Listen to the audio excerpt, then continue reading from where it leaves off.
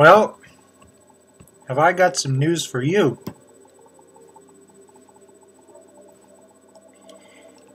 It would seem that my LG Voyager, there we go, is working, but there are some bugs. Most notably, right there. Right here. See that? Thankfully that piece has not fallen off, but the phone can no longer stops at the 180-degree mark, and it no longer stops at the 90. Or actually, no, it does stop at the 90, but it can no longer stop at the 120. It just goes straight back.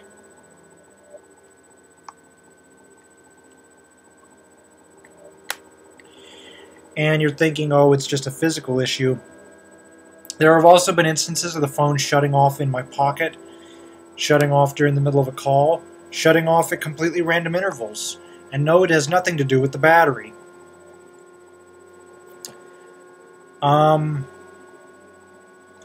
Let's see. So I'm looking at the Droid to replace it. But I'm also looking at the Droid versus the iPod Touch. At this point, the Droid does not have accessibility built into it. But the rumor is that the Android operating system as a whole is going to get it. I can't tell you for sure when, but it was definitely stated on linuxfordevices.com that I can't remember the name of the company. It's S something Vox. They are going to be providing TTS to the Android platform. Excuse me.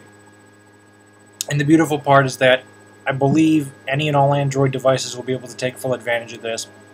Accessibility aside, though, there are a couple things the Droid has that the iPod Touch and iPhone do not.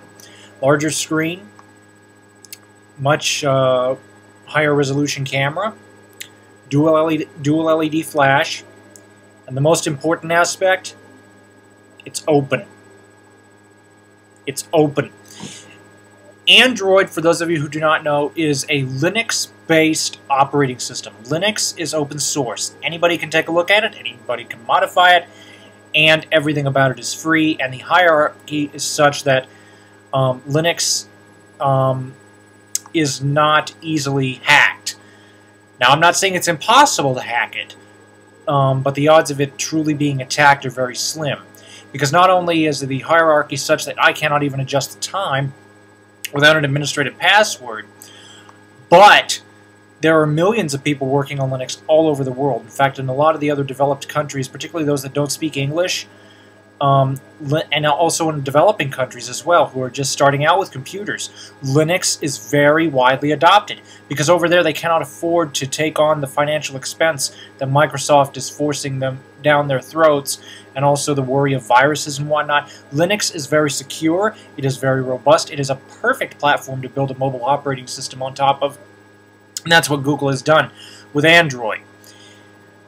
There are over 10,000 apps in the Android market at this time, and from what I'm being told, the majority of them are free versus the majority of them being pay on the iPhone. As far as an Android device goes, this thing has absolutely fantastic battery life. It's got Wi-Fi 802.11b and G. It's got GPS, it's got Bluetooth. One of the things that it also has that the iPhone does not, besides being open and being open source, is a physical keyboard. There are actually 3 keyboards. 2 landscape, 1 virtual and 1 physical, and the other is portrait. And let's see, I can't remember, maybe I may be repeating myself here. If I am, I apologize, but the battery life as far as Android devices is fantastic. Oh, it comes with a micro SD card already installed, 16 gigabytes, expandable up to 32, which is nice because with the iPhone, if you get the 16 you'll realize, oh, I need more space, I should have gotten the 32. Well, guess what? You're out of luck. Whereas with the Droid, provided you don't mind taking the battery out, At least I think you'll have to take it out. I don't know. From what I've seen, it looked like you might have to. To get to the SD card slot, you can just swap out memory cards on the fly. So that's another thing. Oh, multitasking. The Android platform in general, particularly as a version 2.0, does do multitasking, and from what I understand, it allows up to 7 apps at once, which I think for a mobile device is plenty. I can't remember if I touched on the screen or not. The screen is 3.7 inches versus 3.5 on the iPhone. And let's see what else. Oh, the new version of Android, version 2.0 Eclair, is going to be coming with Facebook integration built in. There's going to be a Facebook app already on the device. You can go ahead and tap it, and it'll synchronize your Facebook, your Gmail, it'll basically synchronize everything down to your local phone book, which I think is very nice. Let's see, Wi-Fi, Bluetooth, I went over that.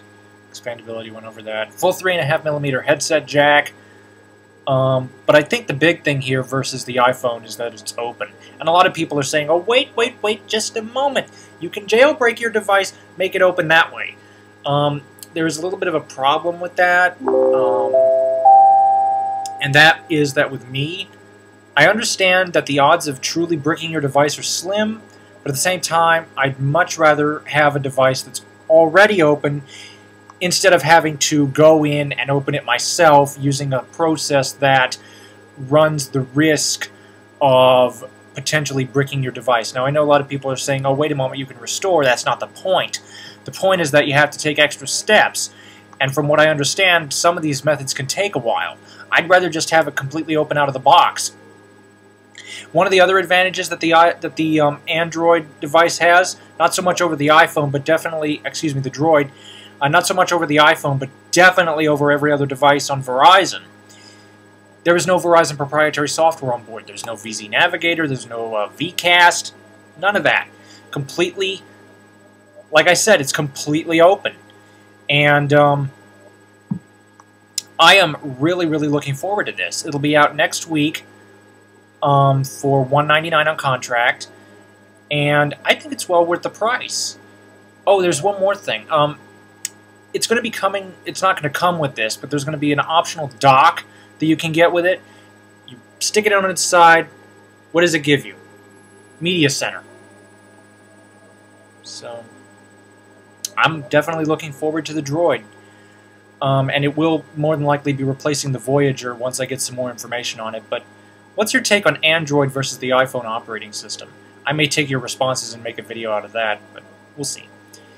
Because I like the fact that Android is open versus iPhone being somewhat closed by default. Like I said, I do not want to take the time to jailbreak it. I just think that that's not worth the trouble. Because, like I said, also I've heard that jailbreaking slows down your battery life, and for the iPhone, that is not a good thing at all. Or I'm sorry, not slows down, decreases it, but, you know. That's pretty much it. The Droid will more than likely be replacing the Voyager, depending on what I hear. Thank you for watching. Comments are welcome. Insults against me will get you blocked, and have a nice day.